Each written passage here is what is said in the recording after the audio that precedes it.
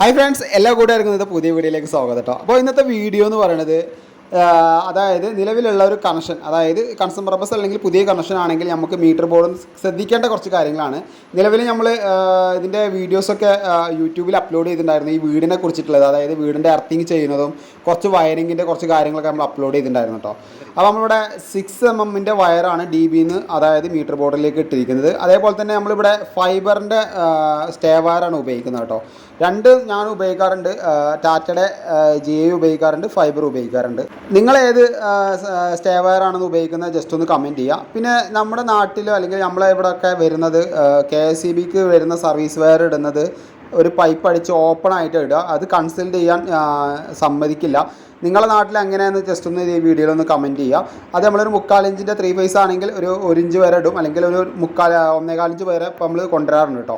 ഇവിടെ പ്രോപ്പറായിട്ട് 2 എർത്ത് നമ്മൾ കൊടുത്തിട്ടുണ്ട്. സിംഗിൾ ഫേസ് കണക്ഷനാണ്, അന്ന് ഞാൻ വീഡിയോ ഇട്ടപ്പോൾ പറഞ്ഞു 3 ഫേസ് അല്ല, 3 ഫേസിനാണ് 2 എർത്ത് വേണ്ടത്, സിംഗിൾ ഫേസിന് 1 എർത്ത് പോരെയെന്ന്. ശരിക്കും പറഞ്ഞാൽ 2 എർത്ത് സിംഗിൾ ഫേസ് ആണെങ്കിലും 3 ഫേസ് ആണെങ്കിലും വേണ്ടി വരും. അപ്പോൾ അതിൻ്റെ ഡീറ്റെയിൽസ് വീഡിയോ നേരത്തെ ഞാൻ പറഞ്ഞുകൊണ്ടായിരുന്നു, അതിലിട്ടിട്ടുണ്ടായിരുന്നു. അതിലൊരു എർത്ത് ബെഞ്ചും കാര്യങ്ങളൊക്കെ കൊടുത്തിട്ടാണ് സെറ്റ് ചെയ്തിരിക്കുന്നത്. അപ്പോൾ ഇതിൻ്റെ മീറ്റർ ബോർഡിൻ്റെ ഉള്ളിലേക്ക് വരുമ്പോൾ ആദ്യം ഒരു ഐസൊലേറ്റർ വന്നു, അത് കഴിഞ്ഞിട്ടൊരു ഈ ഫ്യൂസ് വന്നു.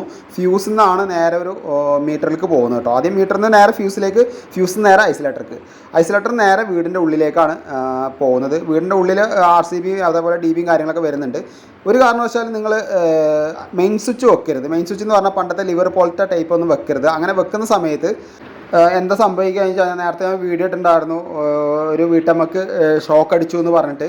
അപ്പോൾ അങ്ങനെ വരുമ്പോൾ അപകടങ്ങൾ കൂടുതലാണ്. അത് മാത്രമല്ല, ഒരുപാട് എക്സ്പെൻസായി കറണ്ട് ബില്ല് വെറുതെ KSEBക്ക് നമ്മൾ അടക്കേണ്ടി വരും. മെയിൻ സ്വിച്ച് ഷോർട്ടേജ് ആയിട്ടൊക്കെ വരും. പിന്നെ അതേപോലത്തെ ഒരു ഘടകമാണ് നമ്മൾ ഫ്യൂസ് വെക്കുമ്പോൾ ശ്രദ്ധിക്കേണ്ടത്. ലോഡുള്ള വീട്ടിലനുസരിച്ചിട്ട് ഫ്യൂസിൻ്റെ ലോഡ് നമ്മൾ കൂട്ടണം.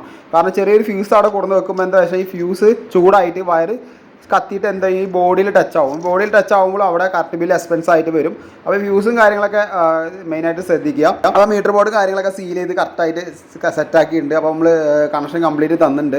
അപ്പോൾ ഇതേപോലെ നമ്മൾ ലൈന് നേരെ പോസ്റ്റിൻ്റെ അടുത്ത് തന്നെ നമ്മൾ മീറ്റർ ബോർഡ് കൊണ്ടുവന്ന് വെച്ചിട്ടുണ്ട് കേട്ടോ. പിന്നെ ഒരു കാര്യം ശ്രദ്ധിക്കേണ്ടത്, നമ്മളെ വീട് വെട്ടിപ്പൊളിക്കുമ്പോൾ ഈ കാര്യം കൂടി ശ്രദ്ധിക്കണം. നമ്മളെ വീടിൻ്റെ ഏത് ദിശയിലാണ് പോസ്റ്റ് എന്ന് നോക്കണം. അല്ലെങ്കിൽ എന്താ വെച്ച് കഴിഞ്ഞാൽ, ഒരുപാട് ലെങ്ത്തിൽ ആ വയർ തൂങ്ങിക്കിടക്ക് മാത്രമല്ല, പിന്നെ ചിലപ്പോൾ ഒരു പോസ്റ്റും കൂടി ആഡ് ചെയ്യേണ്ടി വരും. അപ്പോൾ ഒരു ഏകദേശം ഒരു 30 മീറ്റർ അകലത്തിൽ ഉള്ള സ്ഥലങ്ങളിലൊക്കെ, ചിലപ്പോൾ ദൂരത്തൊക്കെ ആണെങ്കിൽ 30 മീറ്റർ, മാക്സിമം 30 മീറ്ററാണ്. അപ്പോൾ ഒരു 25 മീറ്ററിൽ വരെ സെറ്റ് ചെയ്ത് വെക്കുകയാണ് ഏറ്റവും നല്ലത്. കാരണം മീറ്ററിൽ നിന്ന് ഇറങ്ങാനുള്ളത് കൂടി നമ്മൾ കണക്കാക്കണം.